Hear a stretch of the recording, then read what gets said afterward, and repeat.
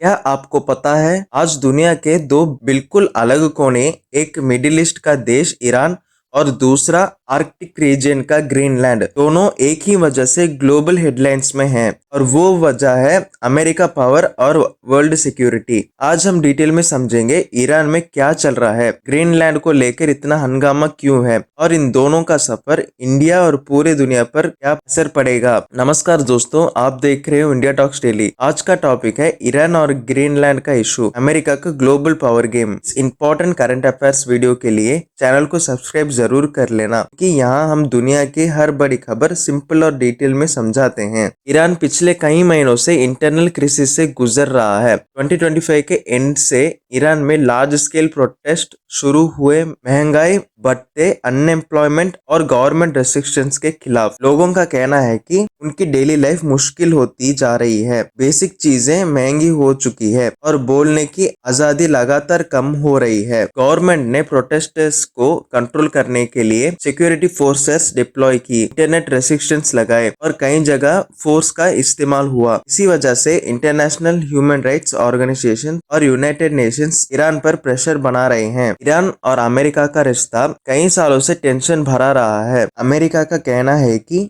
Iran अपने nuclear programme को transparent नहीं रख रहा। वहीं ईरान का कहना है कि अमेरिका मिडिल ईस्ट में उसके खिलाफ साजिश कर रहा है। जैन 2026 तक आते आते ईरान ने क्लियर वार्निंग दी कि अगर उसकी सॉवरेनिटी को चैलेंज किया गया तो वो स्ट्रॉन्ग रिस्पांस देगा। इसी वजह से मिडिल ईस्ट एक बार फिर ग्लोबल टेंशन का सेंटर बन चुका है। ऑयल प्राइसेस, ग्लोबल मार्केट्स और शिपिंग रूट्स सब पर इसका इफेक्ट दिख रहा है। अब आते हैं ग्रीनलैंड पर। ग्रीनलैंड एक बहुत बड़ा आइलैंड है जो टेक्निकली डेनमार्क के अंडर आता है, लेकिन जोग्राफिकली अमेरिका और यूरोप के बीच आर्कटिक रीजन में है। इस जगह की इंपॉर्टेंस सिर्फ लैंड नहीं, सिक्योरिटी और डिफेंस के लिए है। ग्रीनलैंड के पास missile tracking systems, military bases और फ्यूचर आर्कटिक रूट्स का कंट्रोल है। अमेरिका का मानना है कि अगर ग्रीनलैंड पर उसका इन्फ्लुएंस स्ट्रांग हुआ तो रशिया और चाइना को आर्कटिक रीजन में रोका जा सकता है। इसी वजह से अमेरिका ने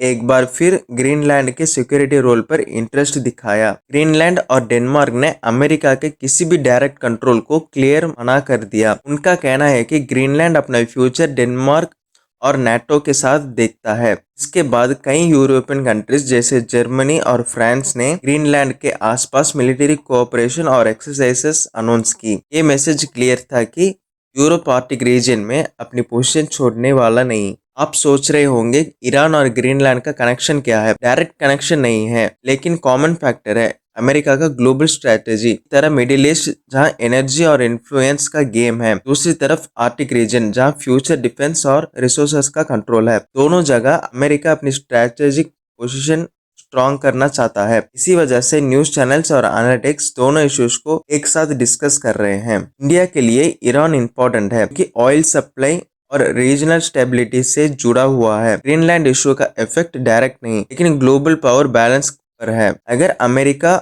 और यूरोप के बीच टेंशन बढ़ती है, मिडिल ईस्ट में इंस्टेबिलिटी होती है, तो इसका इफेक्ट इंडिया के इकोनॉमी, फ्यूल प्राइसेस और डिप्लोमेसी पर पड़ेगा। इसीलिए इंडिया इन दोनों इश्यूज को बहुत क्लोजली ऑब्जर्व कर रहा है। ईरान में सिचुएशन अभी फुल्ली स्टेबल नहीं है। डिप्लोमेटिक टॉक्स और इंटरनेशनल प्रेशर दोनों साथ चल रहे हैं। ग्रीनलैंड के केस में डायरेक्ट कॉन्फ्लिक्ट के चेंजेस कम हैं, लेकिन जियोपॉलिटिकल टग ऑफ वॉर आगे भी चलेगी। 2026 का शुरुआत ही ये सिग्नल दे रहा है कि दुनिया एक बार फिर पावर पॉलिटिक्स फेस में एंटर कर चुकी है। दोस्तों, आपका क्या मानना है? क्या अमेरिका अपनी ग्लोबल पावर और ज्यादा एक्सपेंड करेगा या दुनिया मल्टी पावर सिस्टम की तरफ जा रही है? अपनी ओपिनियन कमेंट्स में जरूर लिख। अगर आपको ये डिटेल करंट अफेयर्स वीडियो पसंद आए तो लाइक करो, शेयर करो और इंडिया टॉक्स डेली को सब्सक्राइब करो। मिलते हैं अगले इंपॉर्टेंट टॉपिक के साथ।